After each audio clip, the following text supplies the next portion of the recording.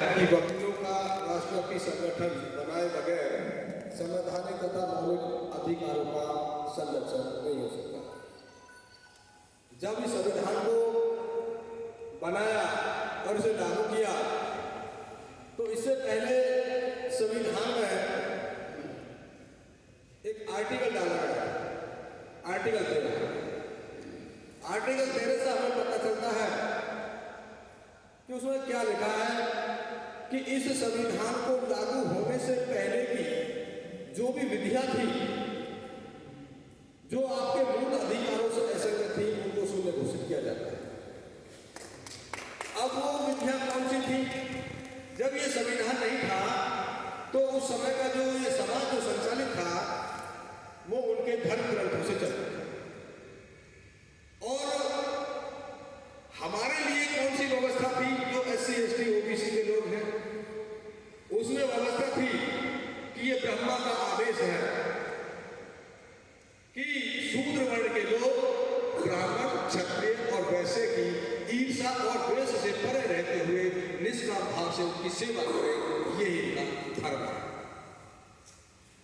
दूसरी व्यवस्था थी कि निकृष्ट जाति का व्यक्ति लोभवश यदि ऊंची जाति के कर्म को अपना ले तो राजा को अधिकार है कि उसकी धन संपत्ति को छीन करके उसे देश से निर्वासित कर दे। तीसरा था कि शूद्र वर्ण के लोगों को धन संचय नहीं करना चाहिए क्योंकि इनके द्वारा धन संचय करने से ब्राह्मण को तकलीफ होती है और शूद्र और भी ज्यादा पतित हो जाता है। चौथी व्यवस्था थी कि शूद्र वर्ण के लोगों को ब्राह्मणों का छूटन खा करके अपना गुजर बसर करना चाहिए, इसी में इनका कल्याण है।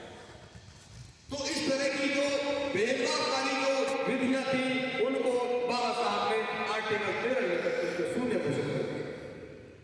लेकिन मुझे देख करके ये बहुत अफसोस होता है कि संविधान को पढ़ने के बावजूद हमारे वकील भी आज भी उसी ब्राह्मणों के जाल में फंसे हुए लोग हैं। कानून के जानकार हैं लेकिन उन्होंने अपने आप को समाज से बिल्कुल अलग कर लिया। गांव से आ गए, कोई बात नहीं, आ जाओ। शहरों में बस गए लेकिन उन्होंने अपने समाज से नाता तोड़ दिया। जो जिम्मेदारी उनको समाज में निभानी चाहिए थी वो नहीं। अभी प्रधानमंत्री के एक सलाहकार ने ये स्टेटमेंट दिया कि संविधान को बदल देना चाहिए। अब संविधान को बदलना क्या है? संविधान को बदलना ये तो है कि भाई संविधान बदलेगा कोई दूसरा नया संविधान लिया। इसका मतलब यह है कि इन पर वही पुरानी व्यवस्था जो ब्राह्मणों ने बनाई उसको दोबारा थोपना चाहते हैं।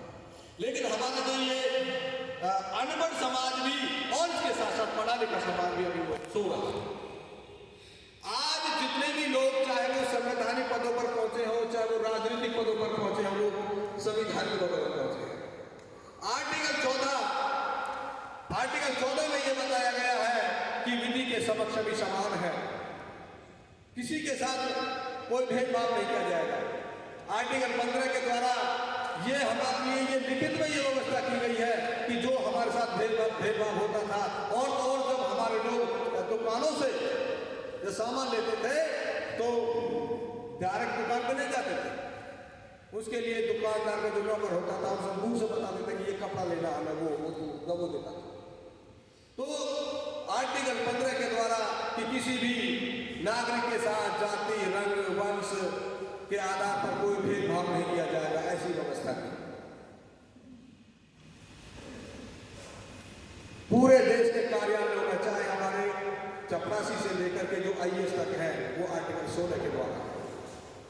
आर्टिकल 16 कहता है कि लोक नियोजन में समता का अधिकार है। अगर एजुकेशन का अधिकार होता और लोक नियोजन में समता का अधिकार नहीं होता तो आज हमारे लोग कार्यालयों में अधिकारी बने ना होते। आर्टिकल 17 से छुआछूत को खत्म किया गया। अब हमारे बहुत सारे जो पढ़े लिखे हैं, शिक्षित हैं, पैसे वाले हैं, वो ये सोचते हैं कि हमारे साथ छुआछूत नहीं होती। मैं ये कहता हूं कि अगर बाबा साहब आर्टिकल 17 ना लिखते संविधान में तो आज भी छुआछूत हो रही होती, क्योंकि बाबा साहब से पढ़ा लिखा दुनिया में कोई नहीं था। इसके बावजूद उनको छुआछूत की गई उनके साथ। कोर्टमेंट में थे लेकिन उनको रहने में कमरा नहीं दिया गया। तो इसलिए बाबा साहब ने ये लिखा कि अगर संविधान में ऐसा प्रावधान नहीं किया जाएगा तो जो इस देश में जिन लोगों के साथ छुआछूत का बर्ताव किया गया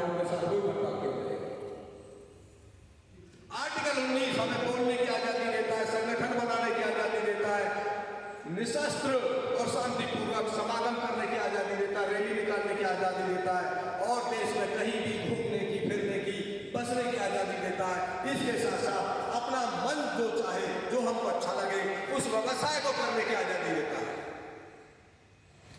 इसका मतलब यह है कि अगर ये आर्टिकल ना होता, चाहे हम कितने भी पढ़े लिखे होते, लेकिन हम उन्हीं कामों को कर रहे होते जो ब्राह्मणों ने जो हमारे लिए जो व्यवस्था बनाई थी, क्योंकि वो कहते हैं कि तुमको तो अधिकार नहीं है, वही करो।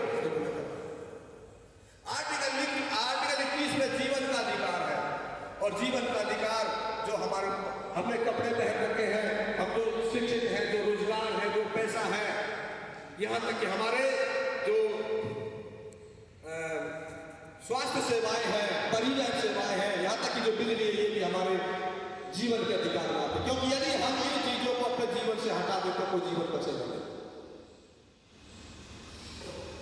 आर्टिकल 28 में बाबा साहब ने ये लिखा कि राज्य से पोषित जो भी शिक्षण संस्थान है, उनमें कोई भी धर्म की शिक्षण नहीं दी जाएगी। इसके बावजूद दी जा रही है। किसी भी स्कूल में जाओ, वहां पर आपको वो दोतारा बजाते हुए मिलेगी, तो क्या नाम है उसका? सरस्वती।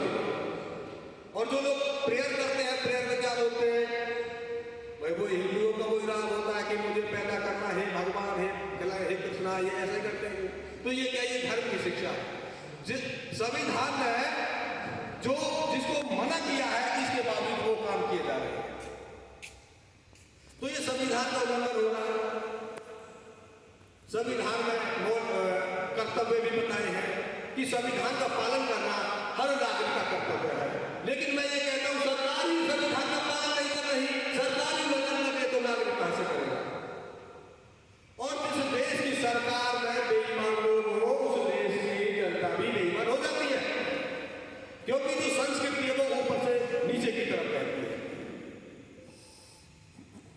तो संविधान में जो लिखा गया है उसका तो कुछ हो ही नहीं रहा है, बल्कि ब्राह्मणों ने या जो हमारे विरोधियों ने, जिन लोगों ने हमें शिक्षा, संपत्ति, मान सम्मान से, जो भौतिक साधनों से जो हमें दूर करके रखा, यहाँ तक हमें पशुओं से भी बदतर जीने को जो मजबूर किया, वो आज ही अपनी व्यवस्था को मजबूत बना रहे हैं। और ये कहते हैं कि ये कोई संविधान नहीं है, वो कहते हैं संविधान को नहीं मानते, वो मनुस्मृति को लागू कर रहे हैं। तो मुझसे ज्यादा आप भी जानते हैं। मेरा कहने का मतलब ये है कि जो चीजें हमने पढ़ी है, जो सीखी है, उन चीजों पर अमल करना भी उतना ही जरूरी है। यदि हम उन पर अमल ना करेंगे तो ये समझो जो चीज हमने सीखी है उनका कोई महत्व नहीं। संविधान तब बचेगा जब संविधान को जानकार लोग एक्शन करेंगे। अब मैं वकीलों को ये देखता हूं कि वकालत कर रहे केवल पैसा कमा रहे हैं। बाबा साहब ने ये कहा कि जो केवल अपने लिए जीता है वो उसकी स्थिति उस चूहों की तरह है जो अपने दिल से निकल करके वो अपना खाना पानी खाता है, पुनः अपने दिल में वो मिल जाता है। तो आज हमारे जो वकील हैं, ज्यादातर वकीलों की स्थिति यही है। तो मुझे कहने में कोई गुरेज नहीं है कि जो लोग ऐसा कर रहे हैं वो केवल चूह की जिंदगी जी रहे हैं। बहुत सारे कहते मैं ऐसे लफड़े में नहीं पड़ता, मैं ऐसे लोगों से ताल्लुकात नहीं रखता। जो नहीं रखता है ये समझ ली वो दो पैरों का ढोल है। इस बात से तो फर्क नहीं पड़ता कोई वकील है। वकील है तो क्या है भाई, अपना वकालत करा, पैसा कमा रहा, पैसा तो कोई ऑटो चलाने वाला भी कमा रहा, पैसा तो कोई मजदूर भी कमा रहा। कि यदि इतना शिक्षित और इतना प्रभावशाली व्यक्ति होने के बावजूद यदि वो समाज में काम नहीं करता तो मुझे नहीं लगता कि वो कोई बहुत बड़ी चीज है। बड़ा काम तो तभी बड़ा आदमी तभी बनता है जब वो बड़ा काम करता है। बाबा साहब डॉक्टर भीमराव अम्बेडकर ये दुनिया में सबसे पढ़े लिखे, इसलिए हम इनकी वो नहीं कर रहे, इसलिए कर रहे क्योंकि इन्होंने अपने जीवन को इस समाज के लिए लगाया।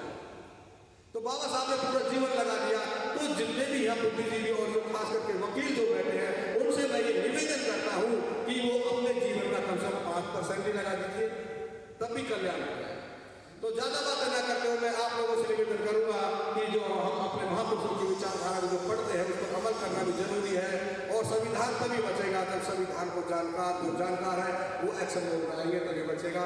इन्हीं शब्दों के साथ मैं अपनी बात को लेकर बुला देता हूँ। आपने मेरी बात को उठाकर सुना, आपका बहुत बहुत धन्यवाद। जय भीम, जय भीम।